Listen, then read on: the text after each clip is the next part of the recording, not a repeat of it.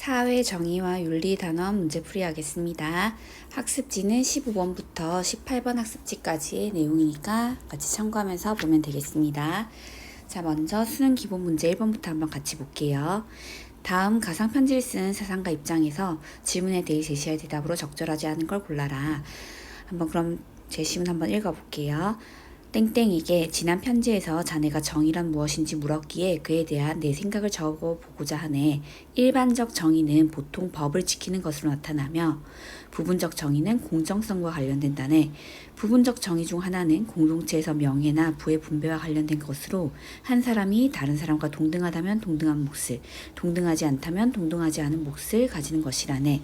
다른 하나는 상호 교섭에서의 동등함을 위해 바로잡는 것으로 행한 자들은 동등하게 취급되며 발생한 이익과 손해의 중간을 회복하려는 것이라네. 일반적 정의를 준법이라고 이야기를 하고 부분적 정의를 분배적 정의와 교정적 정의로 이렇게 구분한 이 사람은 맞아요. 고대 철학자 아리스토텔레스라고 할 수 있겠다. 그렇죠? 아리스토텔레스라고 적어놓고 문제를 풀어보겠습니다. 자, 먼저 1번부터 공익을 지향하는 법을 따르는 것은 정의로운 것인가? 아리스토텔레스에 따르면 공익을 지향하는 법을 따르는 것, 다른 말로 준법이 바로 일반적 정의이다. 그쵸? 예스, 이건 맞겠네. 그 다음에 2번, 교정적 정의는 기하학적 비례를 따르는 동등함을 추구하는가? 얘들아, 교정적 정의는 기하학적 비례가 아니라 산술적 비례라고 했다. 그쵸? 그래서 이게 바로 yes가 아니라 no라고 대답할 질문이겠네요. 그래서 적절하지 않은 것은 정답은 2번이 되겠습니다. 그리고 기하학적이 아니라 산술적이라고 적어주자. 그러면 기하학적 비례를 따른 동등함을 추구하는 정의는 바로 분배적 정의가 되겠다. 그쵸? 다음 동그라미 3번. 분배적 정의는 각자의 가치에 비례하여 그 몫을 분배하는가? 분배적 정의는 가치에 따라 분배하는 것이다 라고 했다. 그쵸? 반면에 교정적 정의는 가치를 고려하지 않는다 라고 했던 것도 같이 기억을 해주면 되겠습니다. 그 다음에 4번. 누구에게나 동등한 양의 물질적 재화를 분배해야 되는가? 분배와 관련해서는 같을 땐 같게, 다를 땐 다르게 분배해야 된다라고 이야기했으니까 아니요 라고 대답하는 게 맞겠다. 그쵸? 마지막 5번. 정의란 동등하지 못한 사람이 동등한 몫을 받게 되는 것인가? 분배적 정의에 따르면 동등하지 못한 사람은 동등하지 않은 몫을 받는 게 맞겠다. 그쵸? 동등한 사람은 동등한 몫을 받는 게 맞겠고, 그래서 아니요 라고 대답을 하는 거 맞겠습니다. 1번은 아리스토텔레스의 정의에 대한 내용이었고, 그럼 2번으로 한번 내려가 볼게요. 다음을 주장한 사상가 입장만을 보기에서 있는 대로 골라라. 형벌의 목적은 오직 범죄자가 시민들에게 새로운 해악을 입힐 가능성을 방지하고 타인들이 유사한 행위를 할 가능성을 억제하는 것이다. 따라서 형벌 및 그 집행의 수단은 범죄와 형벌 간의 비례 관계를 유지하면서 인간 정신에 가장 효과적이고 지속적인 인상을 만들어내는 동시에 수용자의 신체에는 가장 적은 고통을 주는 것이어야 된다. 얘들아, 형벌의 목적을 이렇게 범죄 예방이라고 이야기를 하고 있다. 맞죠? 이 사람은 공의주의 입장에서 형벌에 대해서 이야기하는 사람인 것 같고, 그 다음에 가장 효과적인 것은 강도가 아니라 지속성이 달려 있다라고 말하는 거 보니까 이 사람은 바로 베카리아라고 할 수 있겠다. 그쵸? 선생님께서 베카리아라고 적어놓고 문제를 한번 보겠습니다. 자, 보기 기억. 형벌의 목적은 범죄자 교화와 범죄 예방이다. 뭐죠? 베카리아의 주장으로 맞겠네. 다음에 니은. 사형은 한 시민에 대한 국가의 전쟁 행위와 같다. 얘들아, 베카리아는 사회 계약론적 관점에서 그리고 공리주의적 관점에서 사형을 반대했다. 그쵸? 계약론적 관점에 따르면 시민은 자신의 생명을 이렇게 처분할 권리를 국가에게 양도한 적이 없다. 맞죠? 생명권 여전히 시민에게 있습니다. 그러므로 국가는 시민의 생명을 빼앗는 사형을 집행할 수 없다라고 이야기했어요. 그런데 국가가 시민에게 사형을 내린다? 이것은 시민에 대한 국가의 전쟁 행위와 같다라고 표현을 했다라고 합니다. 그래서 우리 니은에 나와 있는 표현 이렇게 줄 긋고 이것도 베카리아의 주장이라고 하나 덧붙여서 추가해서 기억해 놓는 게 좋겠다. 그쵸? 그럼 니은도 베카리아의 주장에 포함이 되겠네. 그 다음에 디귿. 형벌은 사회적 이익 증진을 위해 집행될 수 있다. 공리주의적 관점에 있는 베카리아는 디귿이라고 주장을 하겠다. 그쵸? 마지막 리을. 사형은 일반 의사를 대표하는 법을 통해 허용된다. 사형이 허용되지 않는다라고 보는 게 베카리아의 주장이죠. 베카리아는 사형에 반대하고 종신노역형이 훨씬 효과적인 형벌이다 라고 이야기를 했던 사람입니다. 그럼 정답은 기역, 니은, 디귿이 포함된 4번이 되겠다. 그치? 자, 그 다음에 3번으로 넘어갈게요. 다음을 주장한 사상가가 긍정, yes의 대답을 할 지문으로 적절한 것만을 보기에서 골라봐라. 개인적 양심의 도덕적 성찰과 성취는 사회생활에서 중요하고 꼭 필요하다. 개인의 도덕적 상상력이 동료 인간의 요구와 이익을 이해하지 못한다면 진정한 정의는 달성될 수 없다. 또한 정의 달성을 위한 비합리적 수단이 도덕적 선의지의 통제를 받지 않는다면 사회에 엄청난 위험을 가할 수 있다. 얘들아, 집단 간 일어나는 문제를 해결하기 위해서는 비합리적 수단이 동원되어야 되는데 그 비합리적 수단을 동원할 때에도 도덕적 선의지의 통제를 받아야 된다라고 이야기했던 이 사람은 바로 니부어라고 할 수 있겠다. 그쵸? 니부어가 yes라고 대답할 질문만을 골라보자. 기억, 사회 정의 실현을 위한 폭력의 사용은 금지되어야 되는가? 얘들아, 집단 간의 문제를 해결하기 위해서는 폭력의 사용 필요하다라고 이야기했던 사람이 바로 니부어다. 그쵸? 금지가 아니겠지. 그래서 no라고 대답할 질문입니다. 니은, 집단 간의 불균등한 힘의 분배는 사회 부정의의 원인이 되는가? 맞아요. 집단 간의 불균등한 힘의 분배가 바로 부정의를 초래한다 라고 이야기를 했다. 그쵸? 그 다음에 디귿, 집단 간 갈등 상황에서도 집단 내의 개인은 비이기적인 태도를 취할 수 있는가? 맞아요. 개인은 아무리 집단 간의 갈등 상황에 있어도 비이기적인 이타적인 태도를 취할 수 있다라고 봅니다. 이것도 yes겠네. 그 다음에 리을, 개인들이 각자의 도덕성을 발휘함으로써 모든 사회의 부정의를 해결할 수 있는가? 이건 또 아니겠다. 그쵸? 개인의 도덕성이 사회 도덕성에 미치는 영향은 미미하다라고 이야기를 했죠. 그래서 집단 간에 일어나는 문제, 사회 부정의를 해결하기 위해서는 비합리적인 수단이 동원돼야 되지만 더불어서 개인의 도덕성 또한 요구된다라고 이야기를 했지 개인의 도덕성만으로 모든 사회 부정을 해결할 수 있는 것은 아니라고 했다. 그쵸? 자, 그래서 진정한 집단 간의 정의 실현을 위해서는 정치적 해법으로서의 외적 강제력 동원돼야 되고 더불어서 개인의 양심 또 선의지 이런 것 또한 필요하다라고 말하는 것이 니부어의 주장입니다. 그럼 정답은 yes라고 대답할 질문 니은, 디귿이 포함된 3번이 정답이 되겠습니다. 자, 그 다음에 4번으로 내려가 보자. 그림의 강연자가 지지할 주장으로 가장 적절한 걸 골라봐라. 사상체계 제1덕목이 진리라면 정의라고 하는 것은 사회제도의 제1덕목이다. 사회제도는 정의의 원칙을 따라야 된다라고 말하는 이 사람은 롤스인 것 같네. 마저 읽어볼게요. 이론이 아무리 정교하고 간명하다 할지라도 그것이 진리가 아니라면 배척되고 수정되어야 하듯이 법이나 제도가 아무리 효율적이고 정연하다 할지라도 그것이 정당하지 못하다면 개선되거나 폐지되어야 된다. 모든 사람은 전체 사회 복지라는 명목으로도 유린될 수 없는 정의에 입각한 불가침성을 갖는다.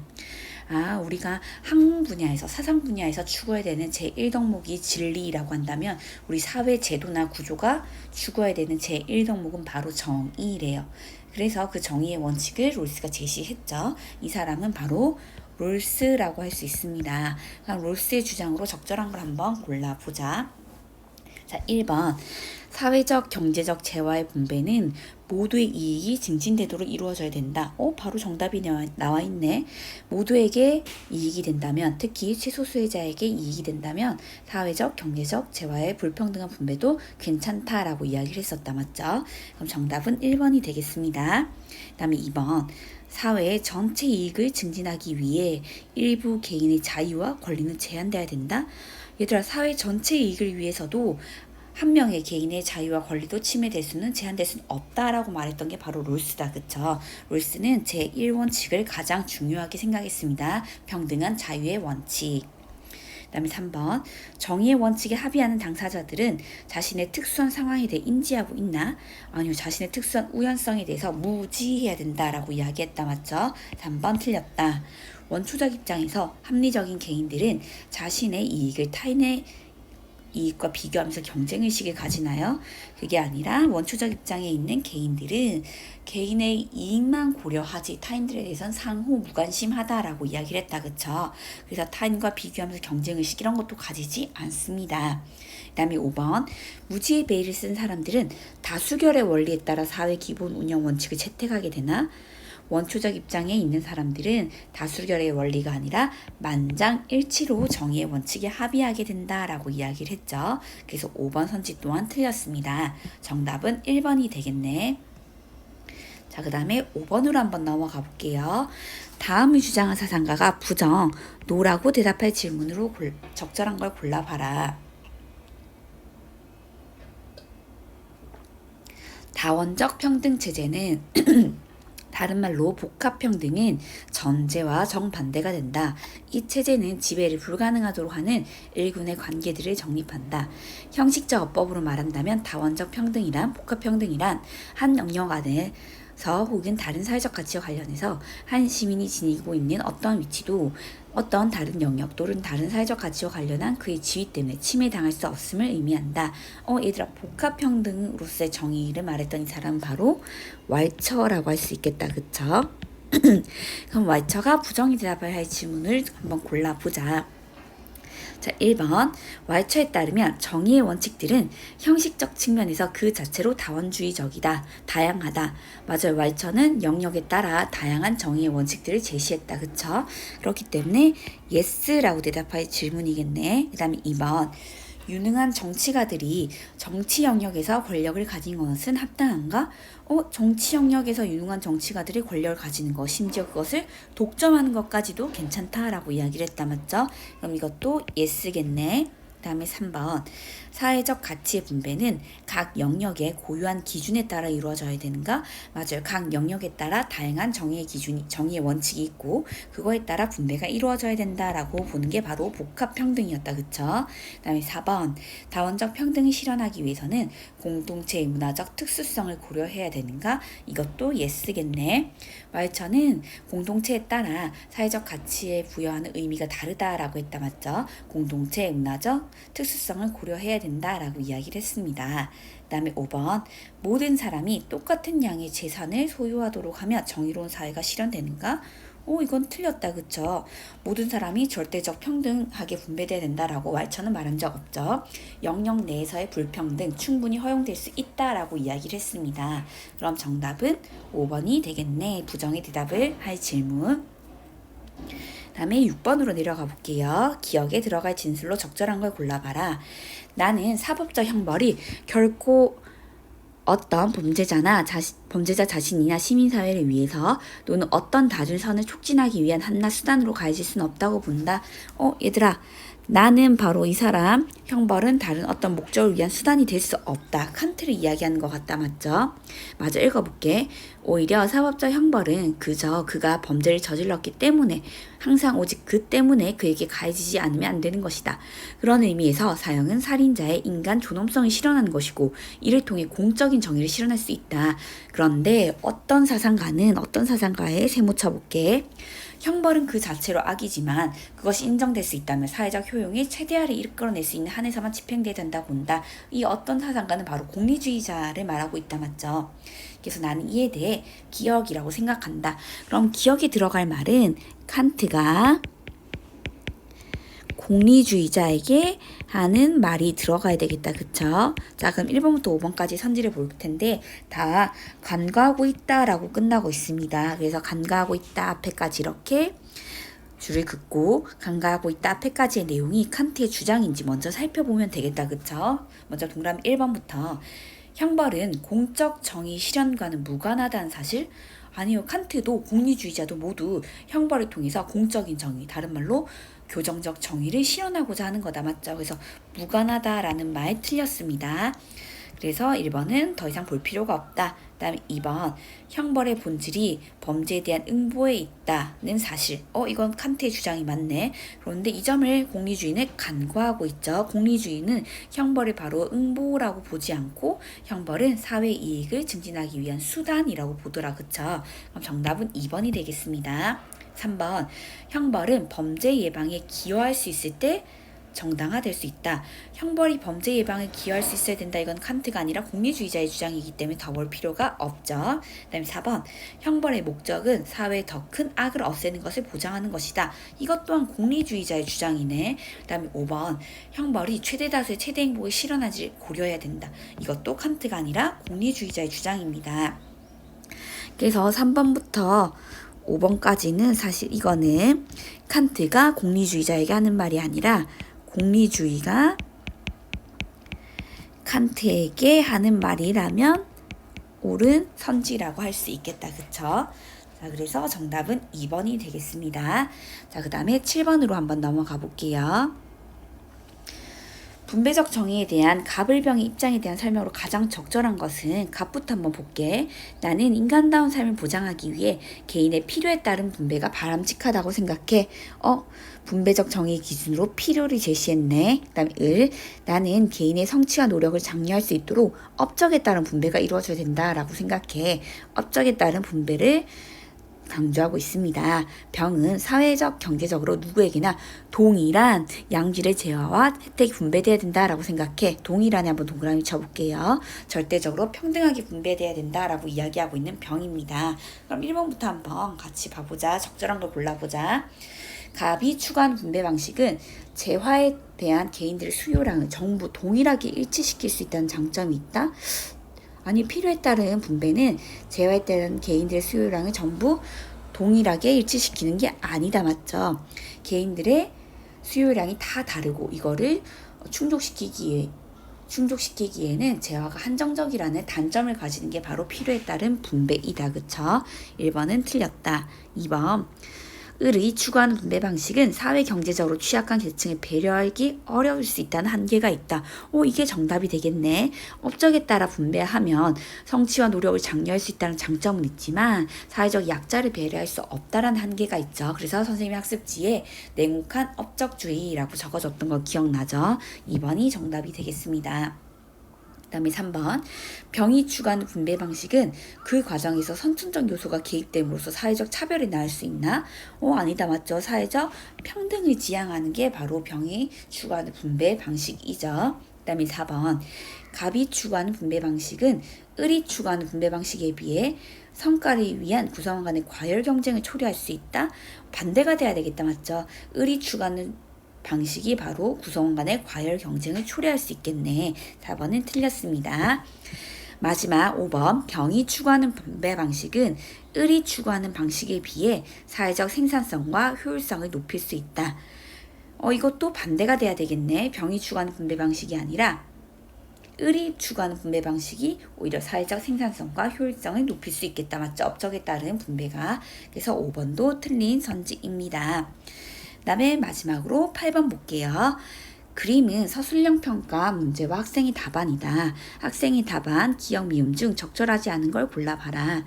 A 정책에 대한 찬반 입장에 대해서 서술해라. A 정책이 뭔지 볼게요.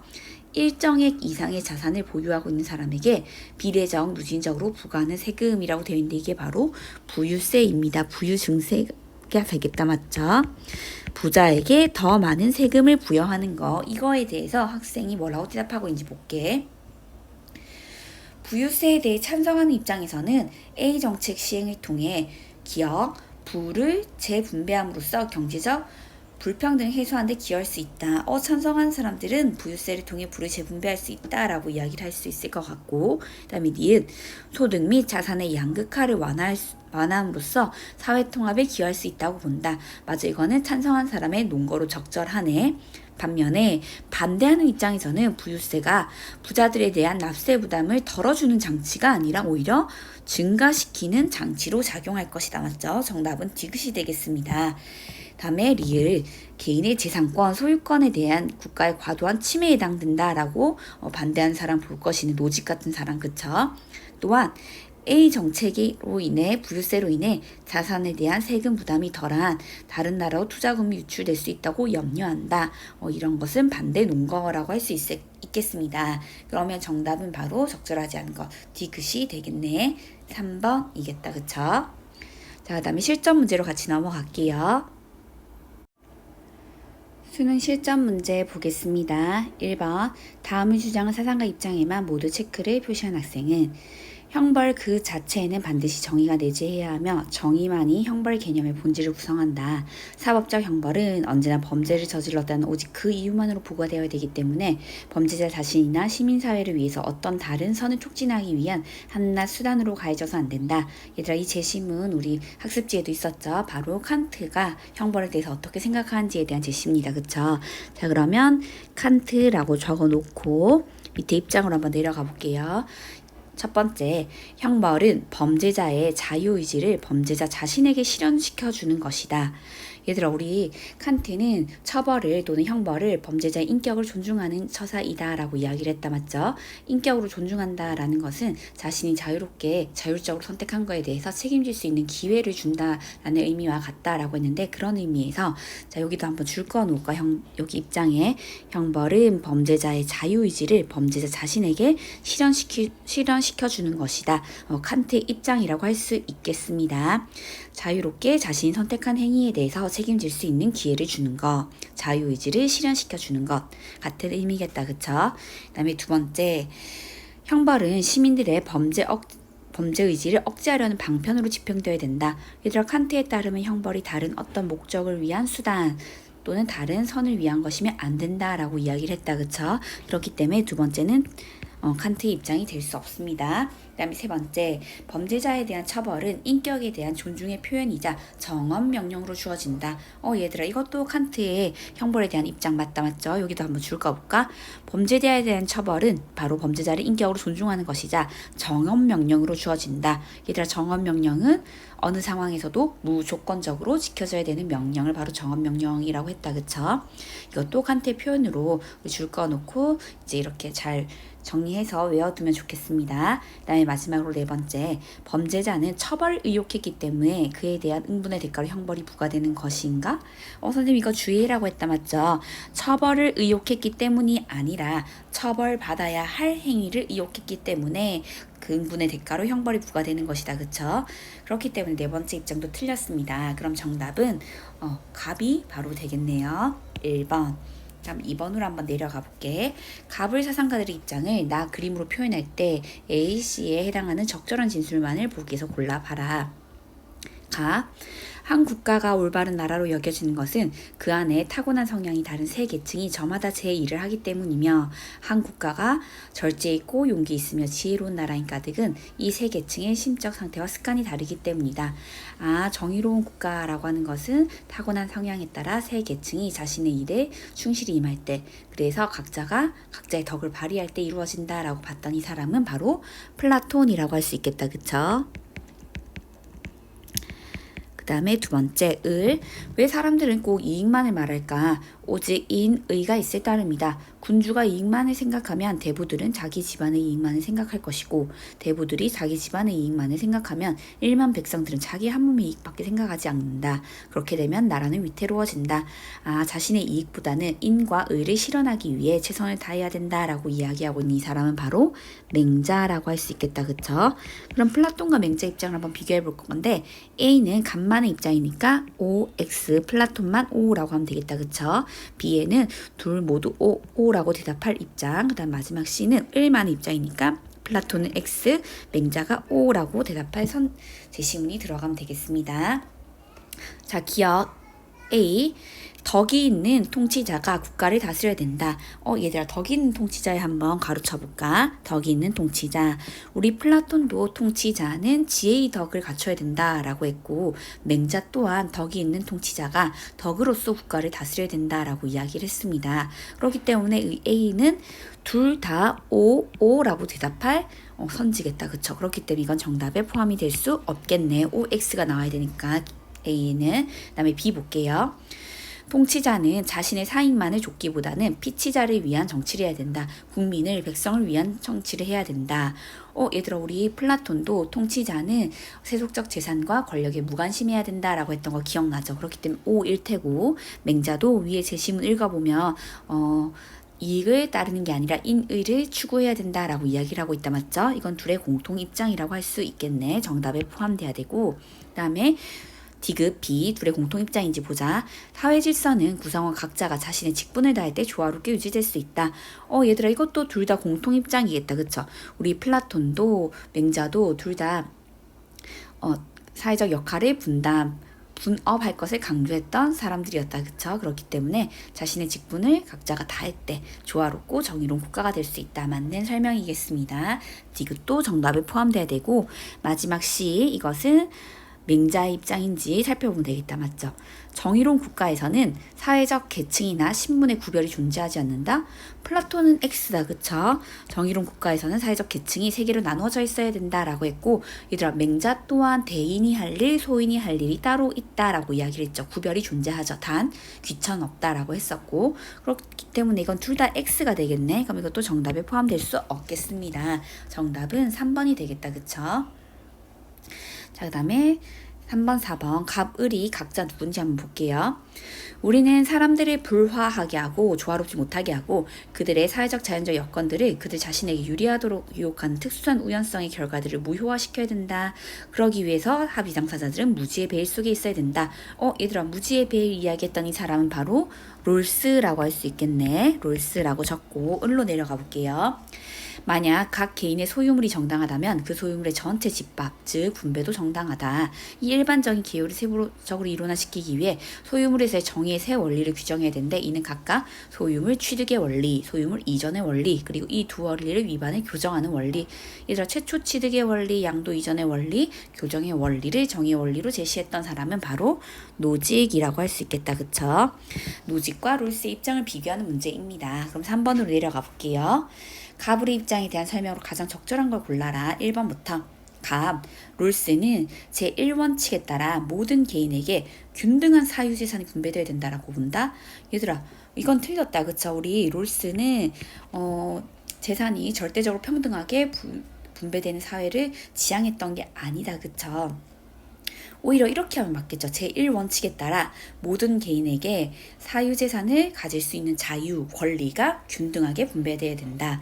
사유재산을 가질 수 있는 자유 또는 권리가 평등하게, 균등하게 분배돼야 된다라는 것은 맞겠지만 사유재산이 균등하게, 평등하게 분배돼야 된다. 이거는 롤스의 입장이라고 볼 수 없습니다. 그 다음에 2번을 노직, 사회 전체의 복지 증진을 위해 개인의 권리를 제한하는 것이 정당하다라고 보나? 노직은 X겠다. 그쵸? 노직에 따르면 개인의 권리, 개인의 소유권은 아주 절대적이고 배타적인 거예요. 그래서 국가는 이것을 제한할 수 없는데 특히 사회 복지를 위해서 개인의 권리를 제한하는 거 이거에 대해서 크게 반대했다. 그쵸? 여기 하나 적어 놓을까? 노직은 사회 복지를 위한 가세에 반대했던 사람이다. 맞죠? 사회복지를 위해 과세, 세금을 걷는 것은 개인의 소유권을 침해하는 것이다 라고 하면서 반대했던 사람입니다. 그래서 정당하다고 본다. 이거는 틀린 설명이겠네. X 3번 롤스는 노직과 달리 사회적 지위에 따른 경제적 불평등이 존재할 수 있다고 본다. 얘들아 이거 달리 틀렸다. 그쵸? 롤스도 노직도 모두 사회적 지위에 따른 경제적 불평등 존재할 수 있다고 봅니다. 하지만 롤스는 이 사회적 지위에 따른 경제적 불평등을 최소화하기 위해서 차등의 원칙, 그 다음에 기회균등의 원칙 이런 것들을 제시했던 거죠. 그렇기 때문에 달리가 틀렸다. 그 다음에 4번 노직은 롤스와 달리 선천적 재능의 분포를 공동 자산으로 간주해야 된다고 본다. 얘들아 선천적 재능의 분포를 공동 자산으로 간주해야 된다고 본다. 이것은 바로 갑 롤스의 입장이라고 볼 수 있겠다. 그쵸? 이것도 틀렸다. 그러면 마지막으로 5번 갑과 을은 둘은 공통적으로 개인의 재산권의 보호를 위해 국가의 과세 정책이 허용될 수 있다고 본다. 이건 둘 다 맞겠네. 얘들아 노직도 사회 복지를 위한 과세는 반대했지만 개인의 권리 보호를 위한 국가의 과세까지는 괜찮다라고 이야기를 했다. 그쵸? 학습지에도 우리 필기했었죠. 그럼 정답은 5번이 되겠습니다. 다음의 주장은 사상가 입장에서 갑, 을, 롤스와 노직에게 제기할 수 있는 비판으로 가장 적절한 걸 골라봐라. 다음 주장한 사상가 누군지 볼게요. 모든 사회적 가치는 고유한 분배 영역을 구성한다. 각각의 분배 영역에서는 오직 특정한 기준과 제도만이 적절하다. 예를 들어 돈은 성직의 영역에서는 부적절하며 만약 돈으로 성직을 살 수 있다면 이는 다른 영역에 대한 침해라고 할 수 있다. 돈은 시장 영역이 한정되어야 된다. 이는 경건성이나 신앙심이 시장에서 특별한 역할을 해서는 안 된다는 것과 같다. 얘들아 영역 간의 경계가 지켜져야 된다라고 이야기했던 이 사람은 복합평등을 주장했던 왈처라고 할 수 있겠네. 그러니까 왈처가 두 사람에게 할 수 있는 비판 한번 찾아볼게요. 자, 먼저 갑에게 롤스에게 간과한다 앞에까지 왈처의 주장인지 보면 되겠다. 맞죠?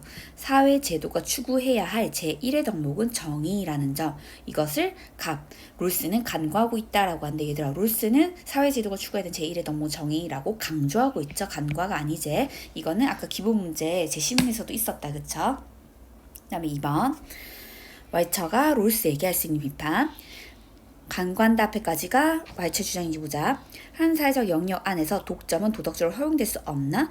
아니, 왈처는 영역 간의 경계는 지켜지되 영역 안에서의 불평등, 독점까지도 허용될 수 있다라고 봤습니다. 그 다음에 3번 을에게, 노직에게 간과한다 앞에까지가 왈처의 주장인지 보자. 다양한 사회적 가치가 단일한 원칙에 의해 분배돼야 된다? 아니, 다양한 사회적 가치는 다양한 원칙에 의해 분배되어야 된다라고 보는 게 바로 복합평등으로서의 정의다. 그쵸? 그 다음에 4번 노직에게 간과한다 앞에까지가 왈처의 주장인지 볼게. 사회의 문화적 특수성을 고려한 분배 원칙이 적용되어야 되는데 이것을 노직과 그 다음에 롤스는 고려하고 있지 않죠. 간과하고 있죠. 그럼 이거는 왈처의 적절한 주장이라고 비판이라고 할 수 있겠습니다. 왈처는 사회의 문화적 특수성을 고려한 분배 원칙이 적용되어야 된다라고 봤던 반면에 롤스도 노직도 특수성을 고려한 분배 원칙이 아니라 자신들이 얘기한 그 정의의 원칙이 모든 사회에 적용돼야 된다라고 봤다. 그쵸? 그렇기 때문에 이런 비판을 받을 수 있습니다. 그 다음에 둘에게 왈처가 할 수 있는 비판. 간과한다 앞에까지가 왈처의 주장인지 보자. 유용성의 원리에 따라 최대 이익을 산출할 수 있는 분배 원리가 필요하다. 얘들아 유용성의 원리는 공리주의자가 주장할 그 분배 원리다. 맞죠? 왈처는 이런 말 한 적이 없죠. 정답은 4번이 되겠습니다. 한 장 넘겨볼게요. 갑을병 사상가들의 입장을 나 그림으로 탐구하고자 할 때 A부터 D에 들어갈 적절한 질문만을 보기에서 있는 대로 골라봐라. 갑을병이 각자 누군지 한번 보자. 갑부터. 사회적 권리를 침해하는 악인은 모두 그 범죄로 인해 조국에 대한 반역자이다. 그는 법을 어김으로써 조국이 이런 힘을 그만두었을 뿐만 아니라 조국의 전쟁에 선포한 셈이다. 국가의 보존과 그의 보존은 양립할 수 없다. 죄인, 범죄자를 죽이는 것은 시민으로서가 아니라 적으로서이다. 그렇기 때문에 이것은 죄인을 사용하는 것은 계약 위반이 아니다라고 이야기했던 이 사람은 루소라고 할 수 있겠다. 맞죠? 그 다음에 을 볼게요. 범죄에 대한 가장 강한 억제력은 한 악당이 사형당한 장면을 목격한 데서 생겨나지 않는다. 이는 무시무시하지만 효과면에서는 일시적이다. 그보다는 자유를 박탈당한 채 집나르는 짐승처럼 취급받고 자신의 노동으로 그가 사회에 끼친 손해에 대해 속지한 인간들의 모습을 오래 보게 하는 것이 훨씬 효과적인 억제책이다. 얘들아 공리주의적 관점에서 봤을 때 종신노역형이 훨씬 효과적인 억제책이다 라고 이야기하는 이 사람은 베카리아라고 할 수 있겠다. 그쵸? 그 다음에 마지막으로 병. 모든 법률의 일반적인 목적은 사회 전체 행복을 총합을 증대시키는 동시에 해악은 제거하는 데 있다. 모든 형벌 그 자체는 악이다. 하지만 공리의 원리에 따르면 더 큰 악을 제거하는 한에서는 허용될 수 있다라고 이야기하는 사람은 공리주의자인 벤담이 되겠네. 자, 그럼 밑으로 한번 내려가 볼게요. A에는 루소는 yes, 나머지는 no라고 대답할 질문이 들어가야 되겠다. 그쵸? B에는 베카리아가 yes, 벤담은 no라고 대답할 질문. C에는 베카리아가 yes라고 대답할 질문. D에는 벤담이 yes라고 대답할 질문이 들어가면 되겠습니다. 그럼 기억부터 한번 볼게요.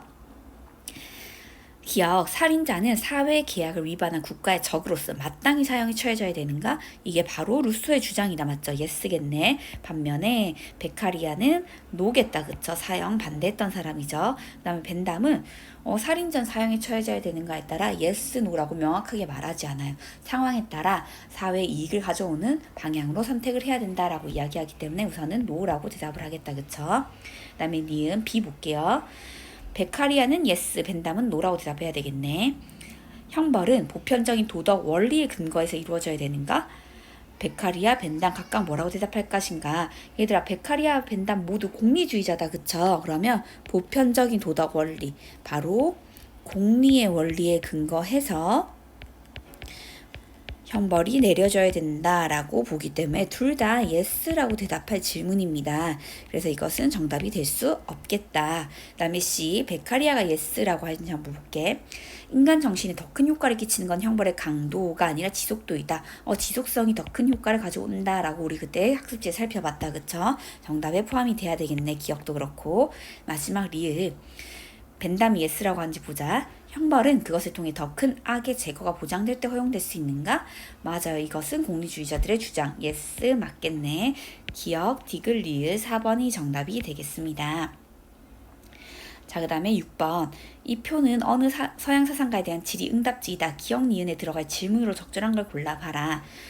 1번에 이성의 입만으로는 집단 간의 갈등 해결하기 어려운가에 yes라고 대답할 사람. 얘들아, 집단 간의 갈등은 이성적이고 도덕적인 방법으로는 해결할 수 없다라고 말했던 사람, 리부어 얘기하는 것 같다, 맞죠? 2번도 한번 체크해 볼게요.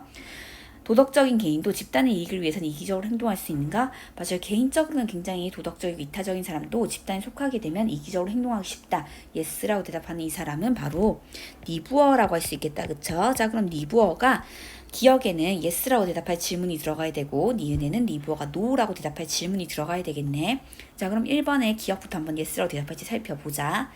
리부어에 따르면 사회 집단의 도덕성을 결정하는 주된 요소는 개인들의 선의지인가? 노겠다, 그쵸? 리부어는 개인들의 도덕성은 사회 집단의 도덕성을 결정할 수 없다라고 봤습니다. 영향이 미미하다라고 봤지? 하지만 그 반대는 가능하다라고 봤다, 그쵸? 사회 제도나 구조가 개인의 도덕성을 결정할 수 있다. 그렇기 때문에 1번은 정답이 될 수 없겠네. 2번. 개인의 도덕적 이상과 사회 도덕적 이상은 언제나 서로 배타적이라고 했나? 언제나 노겠다, 그쵸? 개인의 도덕적 이상은 이타심, 사회 도덕적 이상은 정의. 둘은 다릅니다. 그렇기 때문에 갈등과 모순이 발생하는 건 맞지만 항상 언제나 배타적인 건 아니라고 했다, 그쵸? 그 다음에 3번의 기억. 개인의 이타성은 국가에 대한 충성심을 통해 국가 이기주의를 심화시킬 수 있는가? 얘들아, 국가에 대한 충성심 바로 애국심을 말하는 거다, 맞죠? 우리 학습지 선생님 이거 실어놨던 거 기억나나? 리부어에 따르면 애국심은 개인의 이타심을 국가 이기주의로 전환시킨다라고 수능에 나왔던 선지 실어놨었다, 맞죠? 그럼 이거는 리부어의 주장 yes가 되겠네. 정답은 3번이 되겠습니다. 왜냐하면 기억에는 예라고 대답할 질문이 들어가야 되니까. 자, 4번 볼게요. 노라고 대답을 해야 되는데 니은에서는 사회에서 집단 간의 권력 관계는 지극히 정치적인가? 이것은 yes다, 그쵸? no가 들어가야 되는데 정답이 될 수 없네. 다음 마지막 5번. 개인들의 이기적 충동은 집단 속에서 더욱 누적되어 표출되는가? 리부어에 따르면 맞아요. 개인은 집단 속에서 훨씬 이기적으로 바뀐다라고 했다, 맞죠? yes가 되기 때문에 이것도 정답에 포함이 될 수 없겠습니다. 정답은 3번이 되겠다, 그쵸? 자, 그 다음에 7번으로 넘어가 볼게. 가불병 사상가들의 입장을 나 그림으로 표현할 때 AD에 해당하는 적절한 지순만을 골라봐라. 자, 각각 가불병이 누군지부터 한번 보자. 갑. 형벌에서 공적인 정의가 의존하는 원리는 동등성의 원리다. 오직 부법뿐만이 형벌의 질과 양을 명확하게 제시할 수 있다. 살인했다면 죽는 게 마땅하다. 이 사람은 바로 칸트겠다, 맞죠? 응보주의자인 칸트의 주장입니다. 그 다음에 을. 범죄를 저지른 사람을 재판하는 것과 판결을 내리는 것은 그가 사회계약을 깼으며 따라서 그는 이제 국가 일원이 아니라는 것에 대한 증명과 선고이다. 그는 계약을 깬 자로서 추방에 의해서나 공중의 적으로서 죽음에 의해 국가로부터 분리돼야 된다. 얘들아, 더 이상 살인을 저지른 사람은 국가 구성원이 아니라 적이기 때문에 그 사람의 생명을 빼앗는 사형은 계약 위반이 아니다라고 말하는 이 사람은 바로 루소겠다, 그쵸? 마지막 평. 형벌의 남용은 결코 인간을 개설하지 못한다. 제대로 조직된 국가에서 사형은 정말 유용하고 정당한가? 사형은 주권과 법의 원천이 되는 권능으로부터 나오는 것이 확실히 아니다. 법은 각 개인의 자유 중에 최소한의 몫을 모은 것으로 이외에 어떤 것도 아니다. 얘들아, 개인들은 국가에게 최소한의 자신의 권리만 양도했지 자신의 생명을 빼앗을 권리를 양도한 적이 없습니다. 그래서 계약론적 관점에서 사형은 이루어질 수 없다라고 보는 이 사람은 바로 베카리아다, 그쵸? 자, 그러면 밑으로 내려가서 A에는 간만의 입장이니까 칸트만 O, 나머지는 XX. B는 을만의 입장, 루소만 O니까 나머지는 X. 이렇게 마지막 베카리아만 O라고 이야기하면 되겠다. 맞죠? 이렇게. 그 다음에 마지막 D는 갑과 병, 칸트와 베카리아만 O, 루소는 X라고 대답할 선지가 들어가면 되겠습니다. 자, 그럼 기억부터 한번 볼게요. 사형이라고 하는 것은 살인자의 인격을 목적으로 대우하는 형벌인가, 인격을 존중하고 인격을 목적으로 대하는 형벌이다. 이것은 칸트만 이렇게 이야기를 한다. 그쵸?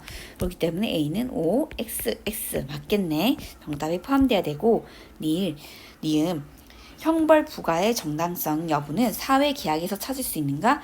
얘들아, 형벌 부과의 정당성을 사회 계약론점에서 이야기하는 사람 루소와 베카리아죠. 그럼 칸트는 응보주의니까 X고 나머지는 O가 돼야 되겠네. 그런데 B에는 XO, X가 들어가야 되니까 이건 정답이 될 수 없습니다.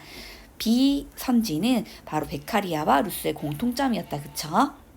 그 다음에 디귿이 형벌의 질과 양은 공리의 원리에 따라 결정돼야 된다. 얘들아, 공리주의적 관점에서 형벌의 정당 공정한 형벌 이야기한 사람은 칸트는 응보주의이기 때문에 아니고 루소는 사회계약론자이기 때문에 아니고 바로 베카리아만의 입장이라고 할 수 있겠네. 그러면 C도 정답에 포함이 돼야 되겠네요.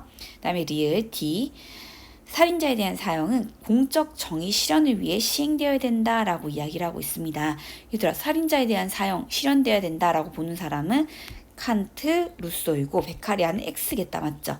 그런데 OXO가 나와야 되니까 리을은 정답에 포함이 될 수 없습니다. 정답은 기억 디귿인 2번이 되겠네. 되겠죠? 자, 그 다음에 밑으로 내려가 보자. 갑을병 사상가들이 서로에게 제기할 수 있는 비판으로 적절한 것은 갑을병이 또 각자 누군지 한번 볼게요. 당사자들이 동등함에도 동등하지 않은 몫을 받거나 동등하지 않은 사람들이 동등한 몫을 받게 되는 경우 그 분배는 정의롭지 못하다. 정의로운 것은 비례적인 것이다. equals equally, unequals unequally. 이게 바로 분배적 정의이다 라고 이야기했던 이 사람은 아리스토텔레스겠다. 그쵸? 아리스토텔레스. 그 다음에 한 사람은 소유물은 취득과 이전에서의 정의의 원리 또는 부정의의 교정의 원리에 의해서 그가 소유물에 대한 권리를 부여받았으면 정당한 것이다 라고 이야기를 하고 있네. 얘들아, 정의의 원칙으로 이렇게 최초 취득의 원리, 그 다음에 이전의 원리, 부정의 교정의 원리 이야기한 사람은 노직이다. 그쵸? 자, 그 다음에 세 번째, 정의로운 분배는 여기 한번 가르쳐볼까? 사회 전체가 얻게 될 이익의 총량을 극대화까지 분배이다. 개인들의 이익의 총합으로 이루어지는 공동체 전체 이익을 극대화해야 된다. 이런 거 말하는 사람은 바로 공리주의자일 것입니다. 공리주의는 사회 전체 이익을 극대화하는 분배 방식이 정의로운 분배이다 라고 이야기를 할 거예요. 자, 그럼 밑으로 한번 내려가 볼게. 아리스토텔레스가 공리주의에게 할 수 있는 비판, 간과한다 앞에까지가 아리스토텔레스의 주장인지 보자. 사회적 재화의 분배는 산술적 비례에 따라 이루어져야 된다. 얘들아, 분배적 정의는 산술적이 아니라 기하학적 비례라고 이야기했었다. 그쵸? 그렇기 때문에 이것은 틀렸네. 볼 필요가 없네. 그 다음에 을이 갑에게, 노직이 아리스토텔레스에게, 간과한다 앞에까지가 노직의 주장인지 볼게요. 부정한 일로 손해가 발생했을 때는 교정이 필요하다. 노직의 주장 맞네. 교정의 원리에 대한 얘기니까. 그런데 아리스토텔레스 이거 간과했나? 아니죠. 얘들아, 손해가 발생했을 때 바로잡는 거 교정적 정의라고 아리스토텔레스 얘기했다. 맞죠? 간과가 틀렸다. 그치? 그 다음에 3번 노직이 공리주의에게 간과한다 앞에까지가 노직의 주장인지 보자. 재화 분배의 결과보다는 분배의 절차가 정의로워야 된다. 얘들아, 우리 노직은 분배의 절차, 과정이 공정하면 그에 따른 결과 공정하다라고 본다. 맞죠? 그래서 역사적 원리, 비정형적 원리를 강조한다라고 했습니다. 그런데 공리주의는 분배의 절차가 아니라 죄와 분배의 결과가 어떤지를 고려하죠. 아까 위에 가로쳤던 거 보이나? 사회 전체가 얻게 될 이익의 총량을 극대화. 이게 바로 재화 분배의 결과이다. 그쵸? 자, 이런 식으로 공리주의는 분배의 결과가 어때야 되는지에 따라 정의로운 분배인지 아닌지를 판단을 합니다. 그래서 결과보다 절차가 정의로워야 함을 간과하고 있다라고 노직이 공리주의에게 비판을 할 수 있을 것 같아요. 노직의 입장에서 공리주의는 정형적 원리겠다. 형태가 정해져 있는 원리, 정의로운 분배의 결과는 이러이러해야 된다라고 형태를 정해놨다 맞죠. 그런데 노직에 따르면 이런 정형적 원리는 개인의 소유권을 침해한다라고 보고 있죠. 그렇기 때문에 이거에 반대한다 그쵸 노직은. 그래서 정답은 3번이 되겠네. 아이고 3번이 되겠네. 4번 병이 갑에게 공리주의가 아리스토텔레스에게 관관다 앞에까지가 공리주의의 주장인지 보자. 각자의 가치에 따라 각자에게 각자의 가치에 따라 몫을 나누어 주는 것이 분배 정의이다. 이건 공리주의의 주장이 아니다 맞죠? 오히려 이거는 아리스토텔레스의 주장이죠.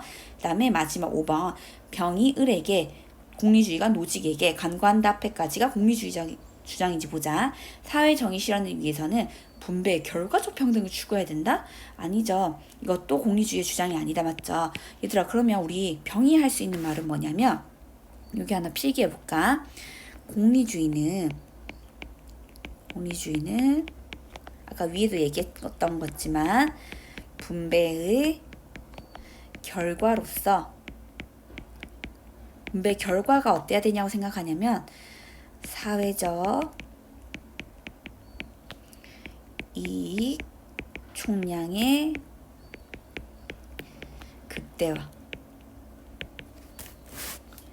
극대화를 추구하는 입장이다. 공리주의는 각자의 가치에 따라 몫을 나누어 주는 것도 아니고 분배의 결과적 평등을 추구하는 것도 아니고 분배의 결과로서 사회적 이익 총량의 극대화를 추구하는 사람이라고 할 수 있겠다. 그쵸?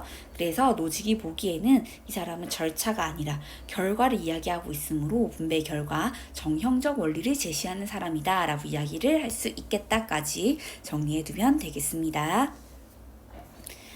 8번 좀 어려웠다 그쵸? 그 다음에 9번으로 한번 넘어가 볼게요. 얘들 이제 다 됐다. 조금만 더 힘을 내자.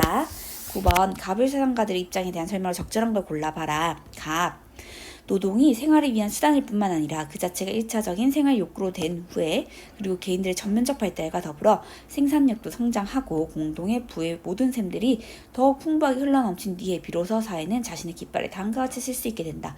각자는 능력에 따라 각자에게는 필요에 따라 능력에 따라 일하고 필요에 따라 분배돼야 된다. 이런 분배 정의를 제시한 사람은 바로 마르크스다. 그쵸?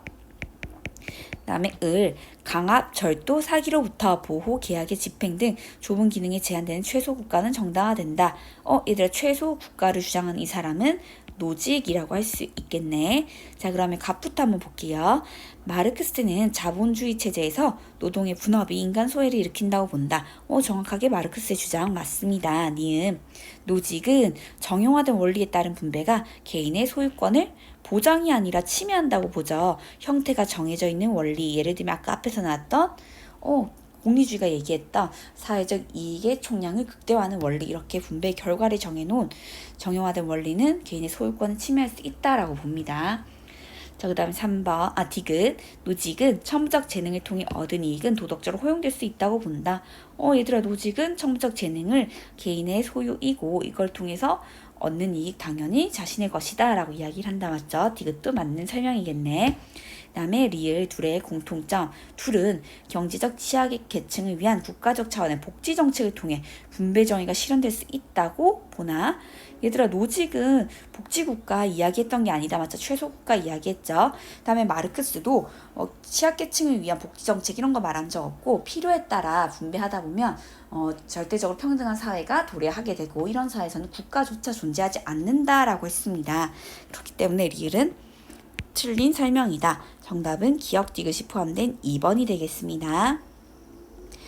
자 10번 다음 대화에서 가불의 입장으로 가장 적절한 것은 소수 집단에 대한 우대 정책의 시행에 대한 둘의 주장이네. 첫 번째 갑 입장부터 볼게요.